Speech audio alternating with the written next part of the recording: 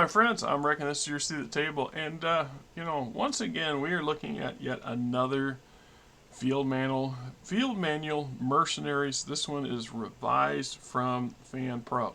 And at first glance, when I first saw this PDF, I struggled with it because it looks so much like a couple of the other mercenary field manuals I already have from the era. So we have the Field Manual Mercenaries, and then we have the Field Manual Mercenary Supplement, or Supplemental. And then here's, of course, the one that says revised, and I think there's a fourth one, but they all have this kind of orangey color. The artwork's different, but it's still just enough for me to go, okay. And I start to, like I said, I understand because some of you guys that posted other videos on the other mercenary manuals is that this was one of those material sources that it seemed like Fan Pro hyped a lot of. So they kept coming back with multiple variations on it. And the sad part is a lot of the units that, once again, and I said that in the previous video as well, is that they focus on the same units over and over and over again. So this one is basically set in 3067, so it's a play on, well, the other field manuals were produced by the Wolf's Dragoons, which are biased or something. So anyway, so we get the Talk of the Boom Years, Twilight of the Clans, War and Rejuvenation, FedCom Civil War, so various fronts, this, that, the other thing. And the Mercenary Atlas, of course, the various worlds that are suited for mercenaries to conduct their trade. Or, Solaris, Trial by Fire, blah, blah, blah. And then Arc Royal Mentors and Masters, Fletcher, off the record recorded books. And then we got employments and contracts, job markets, giving you settings and ideas for setting up a contract for your mercenary unit to operate. And if you're, into that level of detail, because a lot of people they don't get bothered by the nuts and bolts of how things should work, blah, blah, blah. So anyway, and then we go into a standard breakdown, things like infantry and tank units and why, and what for, and officers and why, and what forward, and some examples of medals and decoration by various merc units. So mercenary force beliefs, and then we get into the actual units, which is about the 70% of the book, which is fine. And there's a number. It's nice to sometimes read them because you see the progression. You see that you have a favorite mercenary command, and they follow along with the house. We can see how their fortunes ebb and grow, and how they've benefited or not benefited, or their situation in the current setting, blah blah blah. But it's equally more important, as far as I'm concerned, to see an inclusion of more merc units that are not highlighted. I mean, it's just a given that we can see the Blue Star Irregulars in every issue of one of these mercenary field books. But what is it? Is it necessary? Is it necessary? I mean, they're not everyone included. I don't remember seeing the Big Macs in here. I mean, they might be, but or maybe they don't qualify as a merc unit anymore because Big Mac is basically working full time for the Liaos, right? So anyway, the point I'm getting at is that there are a lot of new units.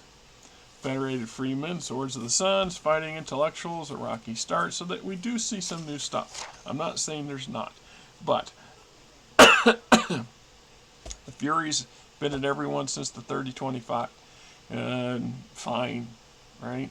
But they don't change enough to warrant to be in so many different variations of the command, these books, in the era that they're being published for, in my opinion, anyway. So there's a lot of good stuff, a lot of mercenary commands, a lot of repeated stuff.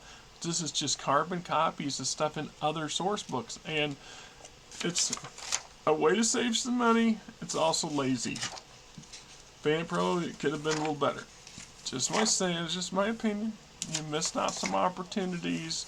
And maybe that was part of the deal. And now then we get to that back section, the annex, where we're talking about classic BattleTech RPG rules. So some stuff that you may, if you didn't have those rule books, you got access to some of the basics here, how things work. Same thing with when you find them in for the tabletop wargaming portion. So anyway, the creating a mercenary force, etc., etc., which crops up in just about every one of these field manuals or source books on the topic, which is fine.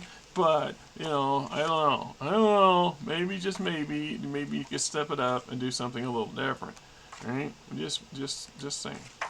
Anyway, this was nice PDF. Came with a couple others that one of y'all graciously donated to the channel, and this is.